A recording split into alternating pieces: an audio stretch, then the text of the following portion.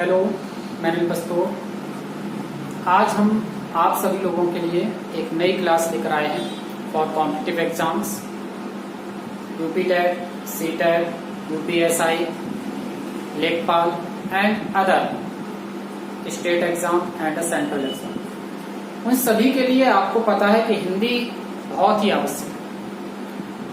और उससे पहले सभी प्यारे भाइयों को, बहनों को, छोटे बड़े भाइयों को मेरा नमस्कार, आदाब और good morning and Ram Ram, जय श्री कृष्ण।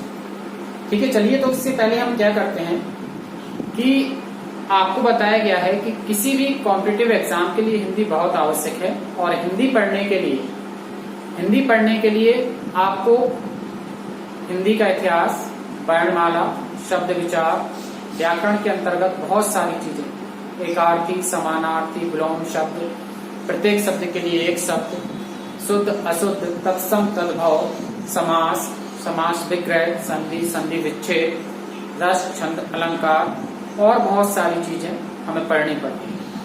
लेकिन बहुत सारी किताबों में इनके अलग अलग पॉइंट दिए होने के कारण बहुत ज्यादा कंफ्यूजन होता है। तो इस सभी कंफ्यूजन को दूर करने के लिए आपको एक क्लास लेकर आए हैं, जो कि आपको एपी क्लासेस मैथ्स हाउस के माध्यम से प्रोवाइड कराई जा रही है। इसके साथ आपको रीजनिंग, मैथमेटिक्स, जीके, जीएस और भी बहुत सारी क्लासेस प्रोवाइड कराई जाएगी। टाइम टू टाइम आपके पास एक क्लासें जो है आपको यूट्यूब चैनल पर प्रोवाइड कराई जाएंगी। तो सभी लोगों से मेरा निवेदन है कि आप एपी क्लासेस मैथ्स हाउस को सब्सक्राइब करें और बेल आइकन को प्रेस कर लें, जिससे कि आपको वीडियो की नोटिफिकेशन प्राप्त हो सके। चलिए अब हम स्टार्ट करते हैं कि हिंदी को पढ़ने के लिए हमें क्या करना है। हिंदी इतिहास को हम बाद में पढ़ेंगे, उससे पहले हम वर्णमाला को पढ़ते हैं। हिंदी वर्णमाला या हिंदी वर्ण विचार। आपको हिंदी वर्ण विचार के बारे में पता होना चाहिए कि सबसे पहले हिंदी में कुल कितने वर्ण होते हैं। ठीक है, सबसे छोटी इकाई क्या होती है, सार्थक इकाई क्या होती है। ठीक है, इस प्रकार के क्वेश्चंस हमें बार बार एग्जाम्स में देखने को मिलते हैं। और आपके जो भी यहाँ पर डाउट है हिंदी से रिलेटेड, मैं आपको पूर्ण विश्वास दिलाता हूँ कि वो सारे दूर हो जाएं।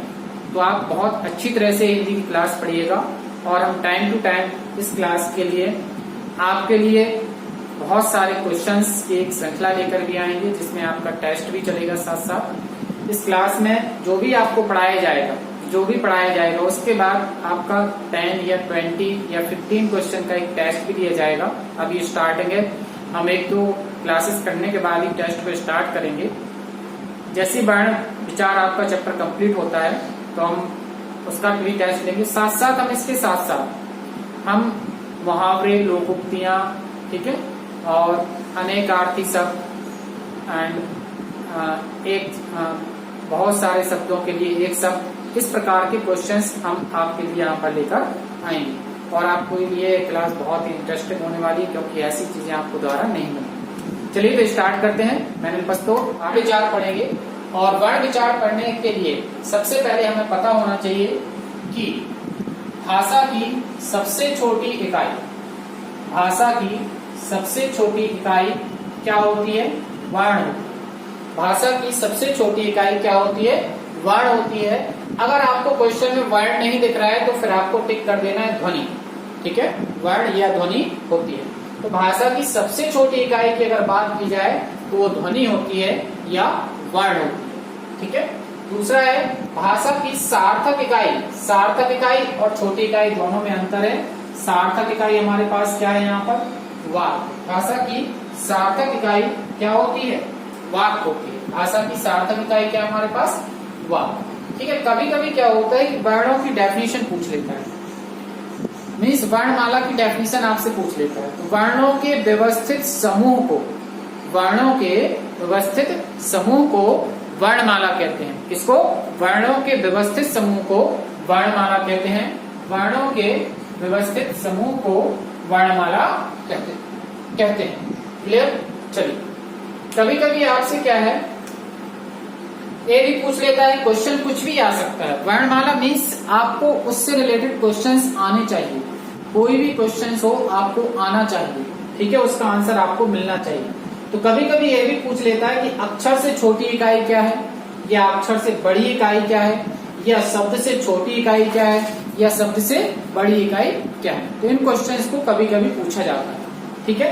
तो इस प्रकार के क्वेश्चन बनने के चांसेस बढ़ते जा रहे हैं क्योंकि आपका कंपटीशन बहुत टफ होता जा रहा है। देख रहे हैं आप फर्स्ट लेवल, सेकंड लेवल, अब तो बहुत सारी चीजें चेंज होने वाली हैं, इसलिए आपको बहुत ही अच्छी तरीके से हिंदी को तैयार करना है जिससे कोई भी क्वेश्चन बने आपका वो क्वेश्चन छूट ना पाए। ओके, चलिए। तो वर्ण सबसे पहले क्या आएगा, वर्ण या ध्वनि। सबसे पहले क्या आएगा, वर्ण या ध्वनि। उसके बाद क्या आता है, अक्षर। अक्षर के बाद क्या आते हैं, शब्द। अक्षर से मिलकर हम क्या बनाते हैं, शब्दों को बनाते हैं, और शब्दों से मिलकर क्या बनता है, पद, और पदों से मिलकर क्या बनते हैं, पद बंध, और पद बंध से मिलने के बाद क्या बन जाता है हमारा उपवाक्य। और उपवाक्य को जब हम बना लेते हैं उसके बाद जो बनने वाला नेक्स्ट जो भी आपका लाइन होगी, जो भी आपका हिंदी का वाक्य होगा, तो उससे क्या कहलाएगा, वाक्य कहलाएगा, ठीक है। तो कभी कभी ऐसे भी पूछता है कि वाक्य से पहले की इकाई क्या होती है, उपवाक्य होती है। तो आपको बिल्कुल याद कर लेना है। वर्ण, वर्ण कैसे, देखिएगा वर्णों की अगर बात की जाए, हम कभी कभी कंफ्यूज रहते हैं, वर्ण और अक्षर में बहुत ज्यादा कंफ्यूज रहते हैं। जैसे हमने अक्षर क्या ले लिया, हमने अक्षर ले लिया आपका यहाँ पर माँ ले लिया, माँ, ला, का, तो ये अक्षर है हमारे पास। लेकिन जब हम इसको तोड़ देंगे, माँ, ठीक है, दिख रहा है ना, तो माँ को अगर हम तोड़ेंगे तो हमें क्या लिखना पड़ेगा, माँ प्लस आ। तो तोड़ दिया ना, तो अब देखिएगा ये टूट रहा है, अक्षर टूट रहा है, लेकिन वर्णों को नहीं तोड़ सकते, वर्ण के खंड नहीं होते हैं। तो वर्ण में मीन्स आधा अक्षर को हम कह सकते हैं कि वर्ण है। लेकिन हम नॉर्मली क्या करते हैं, आ, बड़ा, छोटी, बड़ी, छोटाऊ, बड़ाऊ, ए, ओ, औ, हम कहा, इन सभी को क्या कर लेते हैं, वर्ण पढ़ लेते हैं कभी कभी, और बोलते भी रहते हैं, और यहाँ भी हम उसी प्रकार से यूज करते रहते हैं और करते भी हैं, ठीक है। चलिए, तो आपको केवल इतना याद रखना है कि वर्णों के क्या नहीं होते हैं, खंड नहीं होते हैं। तो वर्ण और अक्षर में आपको समझ में आ गया, ये क्या है हमारा अक्षर है, और ये हमारा क्या है, वर्ण। वर्ण क्या है हमारा माँ, और हमारा आ गया है वर्ण, ठीक है। तो इस प्रकार से हम समझ लें। ला को हम कैसे, ला, ला मीन्स आधा ला प्लस आ, ला मीन्स आधा ला प्लस आ, नीचे हलंत लगा दीजिए तो आधा ला। का, तो का मीन्स का प्लस आ, तो क्या हो गया, इस प्रकार से हम इसको तोड़ के लिख सकते हैं। चलिए, नेक्स्ट पॉइंट क्या है, वर्ण के खंड नहीं होते हैं। बहुत ही इंपॉर्टेंट पॉइंट है कि वर्ण के खंड नहीं होते हैं। अक्षर के खंड हो जाएंगे, शब्द के हो जाएंगे, पद के हो जाएंगे, पदबंध के हो जाएंगे, उपवाक्य के हो जाएंगे। शब्द की बात करें, जैसे आपने लिख दिया शब्द में अमर, अमर क्या है, शब्द लिख दिया अमर, तो आ प्लस माँ प्लस रा, या आ जमा माँ जमा रा, तो ये क्या हो जाएगा, अमर हो जाएगा।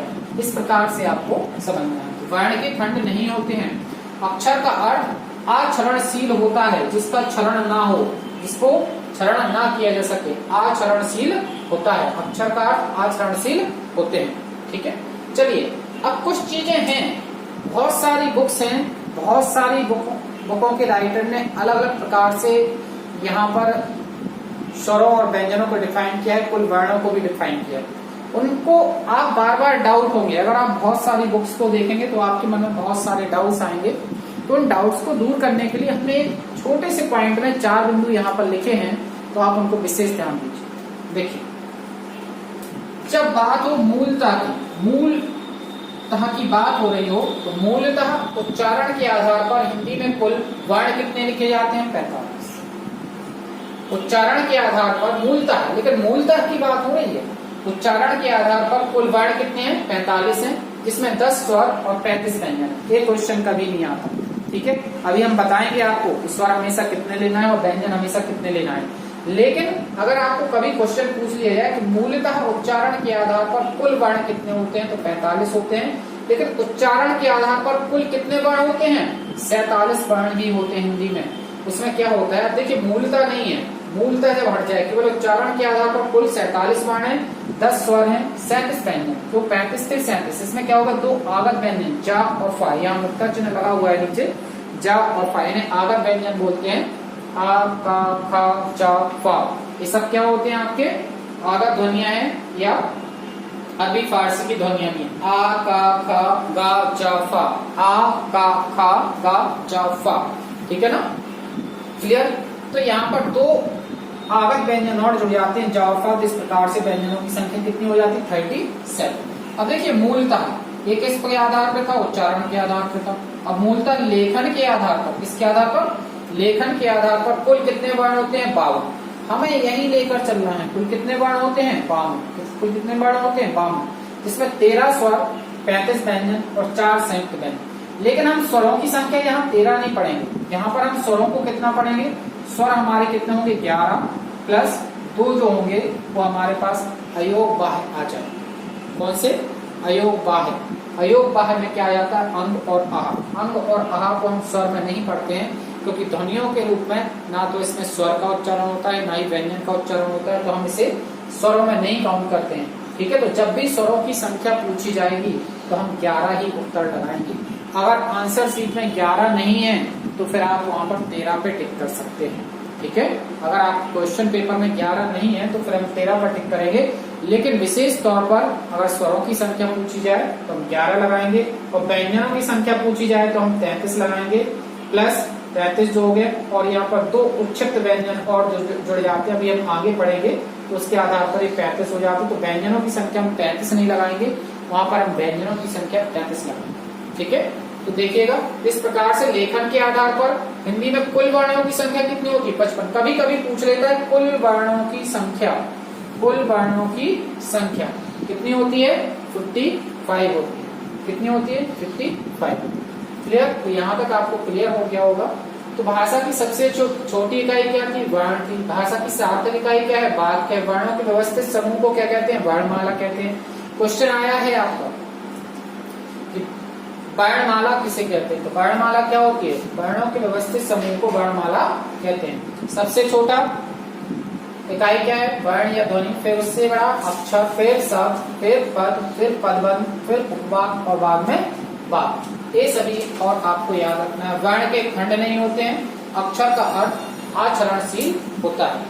क्लियर, चलिए इसका स्क्रीनशॉट ले लीजिए।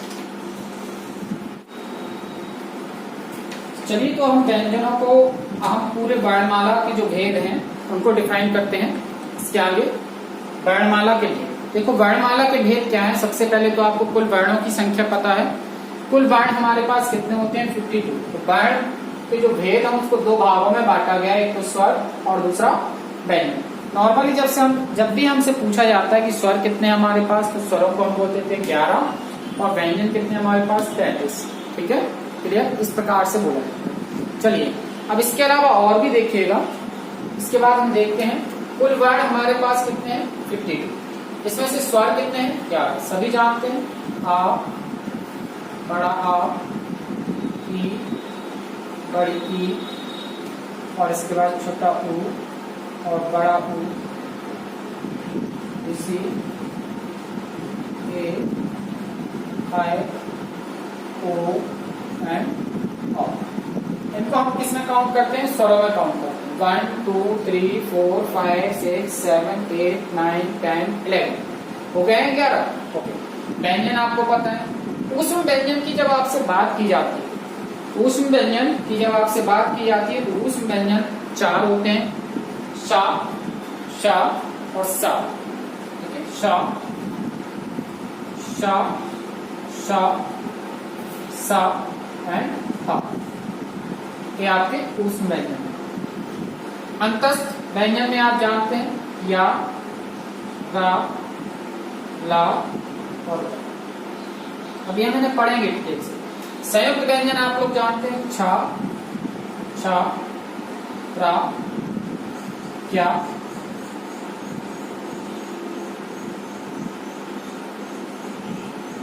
श्रा, छत्र, क्या एंड श्रा। ओके, चलो स्पर्श व्यंजन, उनके अलावा उच्छिष्ट व्यंजन हमारे पास 2 होते हैं, डा और डा। ये क्या हमारे, इसे हम द्विगुण व्यंजन भी बोलते हैं।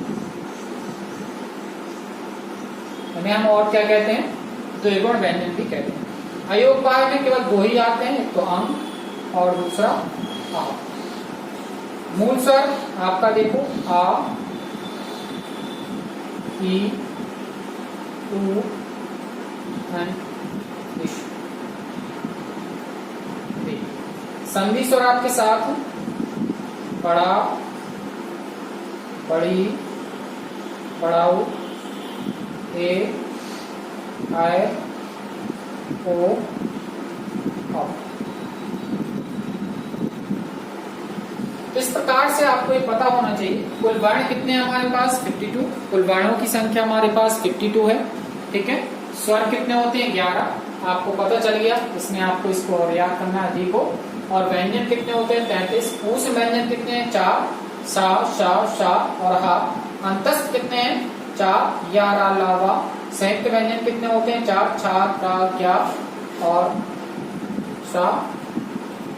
स्पर्श व्यंजन कितने हैं 25, उच्छिष्ट व्यंजन कितने हैं 2, अयोपाय कितने हैं 2। देखिए उच्छिष्ट व्यंजन जो है जिनके नीचे डा के नीचे बिंदी रख दीजिए और यहाँ अणा के नीचे डा के नीचे भी बिंदी रख दीजिए और डा के नीचे भी बिंदी रख दीजिए। अयोपाय कितने हैं 2, अंग और आ। मूल स्वर कितने होते हैं 4, आ, ई, उ और ई। और संधि स्वर 7, आ, ई, उ, ए, ऐ और ओ। ठीक है, अब देखिए यहाँ पर आपको एक चीज समझना, आपके पास एक पूरा वर्ण के भेद हो, यहाँ पर कोई प्रॉब्लम। स्वरों की संख्या 11, कुल व्यंजन 33 है, उसमें कितने हमारे पास 4 है, सभी लोग जानेंगे, सा, शा, सा एंड हा। अंतस्थ, या, रा, ला, वा। और संयुक्त व्यंजन हमारे पास 4 है, छा, प्रा, क्या और स्रा। और इसके बाद स्पर्श व्यंजन 25, उच्छिष्ट व्यंजन डा और डा और अयोपाय अंग और आ। मूल स्वर आ, ई, उ, ए, दी। तो देखिए हम यहाँ पर कुछ चीजें बताते हैं, मूल स्वर के बारे में बताओ। मूल स्वर के बारे में आप जरा समझ लीजिए। मूल स्वर वो होते हैं जो पूर्ण रूप से स्वतंत्र हो, अर्थात किसी पे निर्भर ना हो। तो क्या आप आ को तोड़ेंगे? नहीं तोड़ सकते। ई को तोड़ेंगे? नहीं तोड़ सकते। उ को तोड़ेंगे? नहीं तोड़ सकते। डी को तोड़ेंगे? नहीं तोड़ सकते। ठीक है, इसी प्रकार अब संधि स्वर की बात आती है। संधि स्वर, ठीक है, संधि स्वर में हमें क्या दिया बड़ा, बड़ा को हम क्या लिख सकते हैं आ प्लस आ लिख सकते हैं। ठीक है, बड़ी ई को हम क्या लिख सकते हैं, बड़ी ई को हम लिख सकते हैं ई प्लस ई लिख सकते हैं। तो देखिए दो शब्दों के मेल से बड़ा आ बना है, सॉरी दो वर्णों के मेल से क्या बना है हमारे पास बड़ा आ बना है। दो वर्णों के मेल से हमारे पास क्या बनी है बड़ी ई बनी है। उसी प्रकार दो वर्णों के मेल से हमारे पास बड़ा ऊ बनेगा, ऊ प्लस ऊ। ए हमारे पास आ प्लस ई से ए बनेगा, आई हमारे पास बनेगा आ प्लस ए से आई बनेगा, ओ बनेगा हमारे पास आ और ऊ से ओ बनेगा और आओ आ प्लस ओ से आओ बन जाएगा। इस प्रकार से जब दो वर्णों के मेल से एक नया वर्ण बन रहा है तो उसे हम क्या बोलेंगे, वो संधि से मिलकर बन रहा है, इसलिए क्या हो जाएंगे संधि स्वर हो जाते हैं। तो जब कभी भी आपसे संधि स्वरों की बात की जाए तो कितने होते हैं 7 होते हैं, और मूल स्वर की बात की जाए तो वो कितने होते हैं 4 होते हैं। एक चीज और भी याद रखिए, मूल स्वरों को हम हृस्व स्वर कहते हैं और संधि स्वर को हम क्या बोलते हैं दीर्घ स्वर कहते हैं। संधि स्वरों को हम क्या बोलते हैं दीर्घ स्वर कहते हैं, संधि स्वरों को हम क्या बोलते हैं दीर्घ स्वर कहते हैं। जल्दी से स्क्रीनशॉट कर लीजिए। 1 2 3 4 5 6 7 8 9 10 11 ये हो गए आपके स्वर। कितने स्वर है 11। ठीक है, काउंट कर सकते हैं आप। देखिए बड़ा जो बनता है वो किससे बनता है आ प्लस आ से, छोटी छोड़ दी, बड़ी किससे बनेगी छोटी प्लस छोटी से, बड़ा ऊ किससे बनेगा ऊ प्लस ऊ से, डी छोड़ दीजिए। ए किससे बनेगा आ प्लस ई से, और आई किससे बनेगा आई बनेगा आ प्लस ई से, ओ किससे बनेगा आ प्लस ऊ से, एंड आओ किससे बनेगा आ प्लस ओ से, आ प्लस ओ से। ठीक है,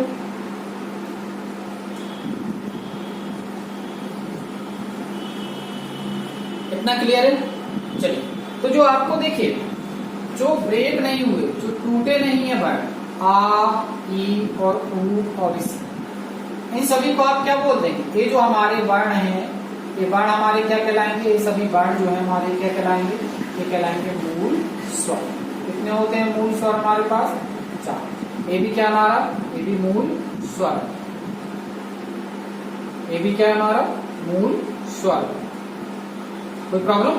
तो ये हमारे क्या है सभी ये मूल स्वर है। तो मूल स्वरों की संख्या आपको दिख रही होगी 4 होगी। क्लियर? चलिए बिल्कुल क्लियर है ना। मूल स्वर कितने होते 4, 1 2 3 और इसी। क्लियर, समझ में आ गया। चलिए अब इसके बाद देखो बड़ा बना आ प्लस आ से। आ को किससे बोला जाता है आ किससे बोला जाता है? आ बोला जाता है आपका कंठ से। किससे बोला जाता है? आ कंठ से। चाहे वो आ हो या बड़ा हो, दोनों ही किससे बोले जाते हैं? कंठ से बोले जाते हैं, कंठ से। ठीक है, यहाँ से आ आप एक बार बोल के देख सकते हैं। आ तो ई देखिए, ई कहां से बोला जाएगा? तालु से। ऊपर आइए, ई यहां से निकलेगा, ई यहां से निकलेगी ध्वनि। ई कहां से बोला जाएगा आपका? तालु से। चाहे वो छोटी ही हो चाहे वो बड़ी ही हो, दोनों ही कहां से निकलेंगे? तालु से। इसको बहुत ही ध्यान रखना है, कंठ से और ये कहां से? तालु से। ठीक है, इसके बाद ऊ की बात करेंगे। ऊ कैसे होते हैं? ऊ देख रहे हैं आप, होठों की आकृति चेंज हो रही है। ऊ कैसे होते हैं हमारे पास? ओष्ठ से। किससे होते हैं? ओष्ठ से। ये बहुत ही इंपॉर्टेंट चीज है जो हम बार बार भूल जाते हैं। बस आपको 3 चीजें याद रखना है। आ कंठ से होता है, ई तालु से होता है, ऊ ओष्ठ से होता है।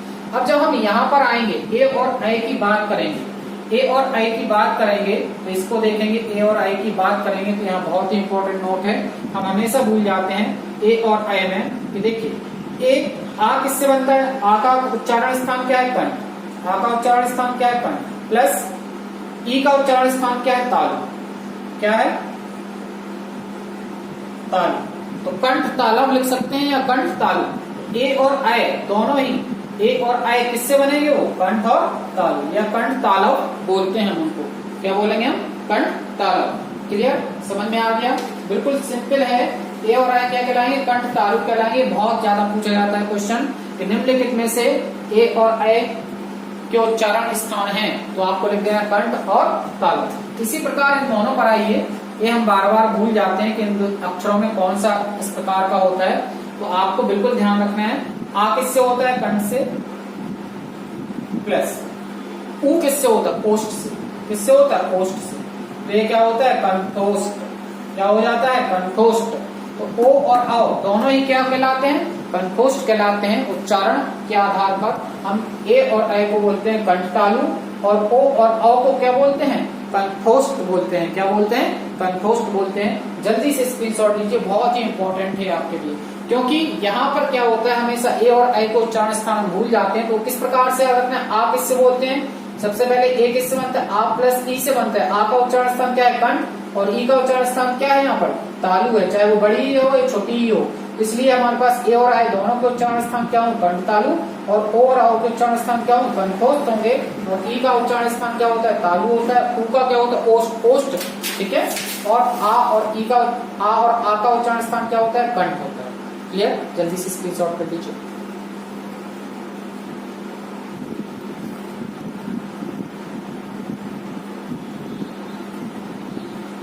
आई होप आपको ये हिंदी की क्लास समझ में आई होगी। अगर आपको समझ में आई है तो आप इस क्लास को देखिएगा, एंजॉय करिएगा, और अपने हैंड राइटिंग में अपनी कॉपी पे नोट्स बनाइएगा। पीडीएफ के चक्कर में मत रहिए, पीडीएफ भी हम अवेलेबल करा देंगे आपको। ठीक है, बट आप लोग अपनी हैंड राइटिंग में नोट्स को बनाएंगे तो आपके लिए बहुत ही अच्छा होगा। चलिए, thank you class, have a good day. और साथ साथ आप इस क्लास को अच्छी तरह से पढ़ते जाइएगा। आपके सारे क्वेश्चंस यहीं से आते हैं और सारे क्वेश्चंस यहीं से सॉल्व होंगे। सबसे पहले आपका यूपी टेट आने वाला है। ठीक है, बहुत ही जल्दी आपको देखने को मिलेगा यूपी टेट के लिए, और हो सकता है कि जूनियर में भी टेट का एग्जाम हो, उसमें भी आएंगे कुछ ना कुछ क्वेश्चंस आपके जरूर आएंगे। यहाँ से सीखते रहिए, पढ़ते रहिए हिंदी मेरे साथ, मैं पुस्तकों के साथ। Thank you, have a good day.